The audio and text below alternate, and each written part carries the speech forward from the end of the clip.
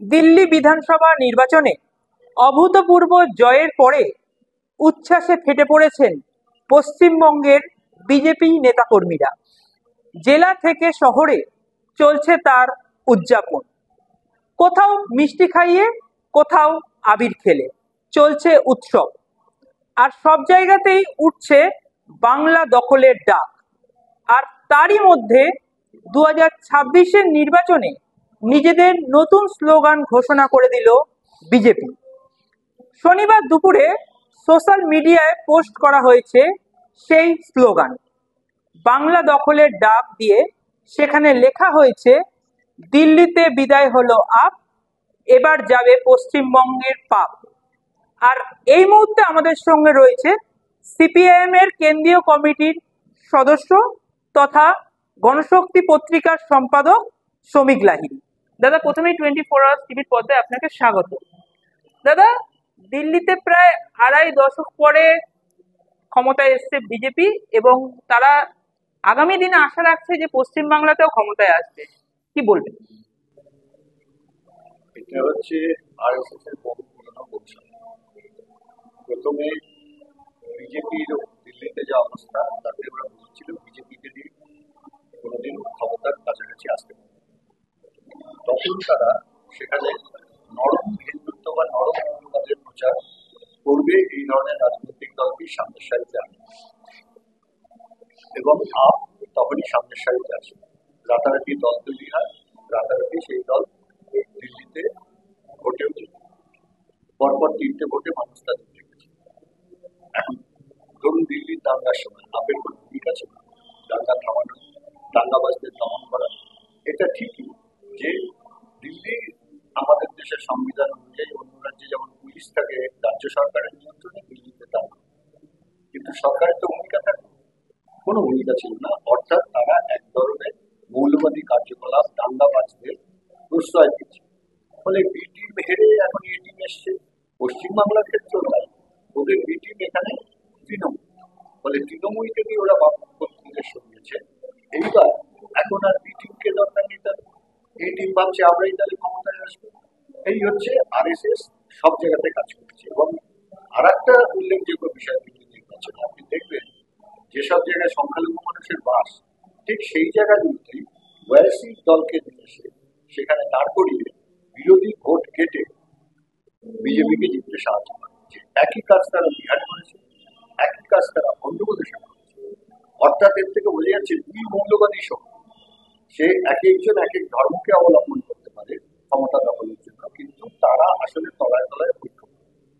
এখন এর বিরুদ্ধে যদি বাকি সমস্ত গণতান্ত্রিক ধর্মনিরপেক্ষ শক্তি ঐক্যবদ্ধ থাকতে না পারে, তাহলে এই ফ্যাসিস্ট শক্তিকে রোখা সম্ভব নয়।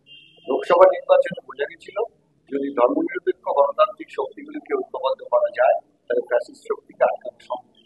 সেই শিক্ষা নিয়ে এগিয়ে যেতে হবে। ওই বোঝাপড়া ছিল লোকসভা নির্বাচনের সময়, বিধানসভার জন্য নয়।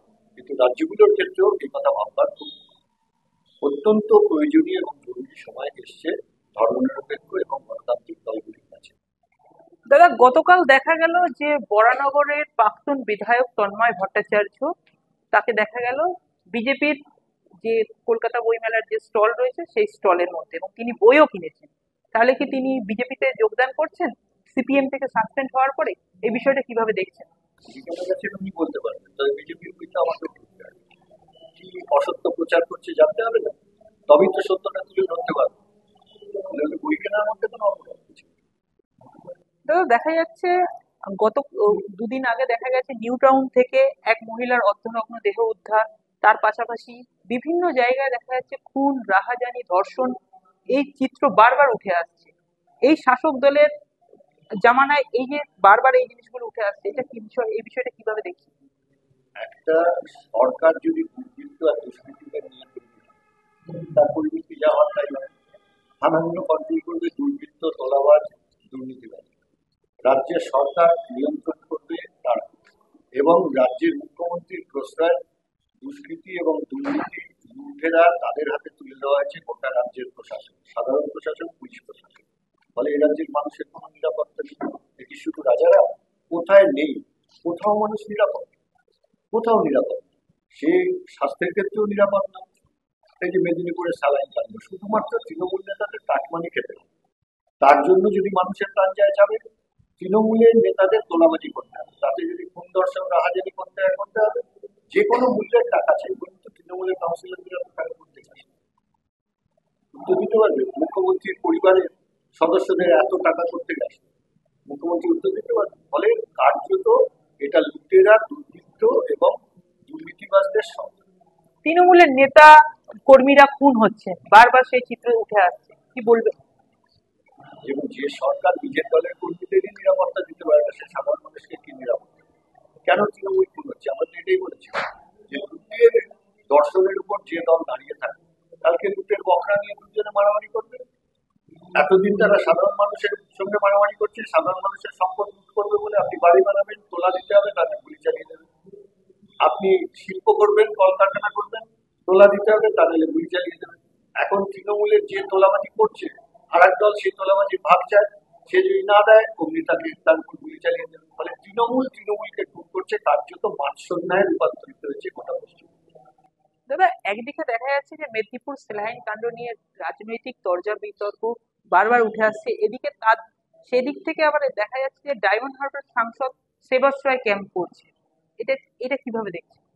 ওর টাকা পাচ্ছে কে দিয়েছে?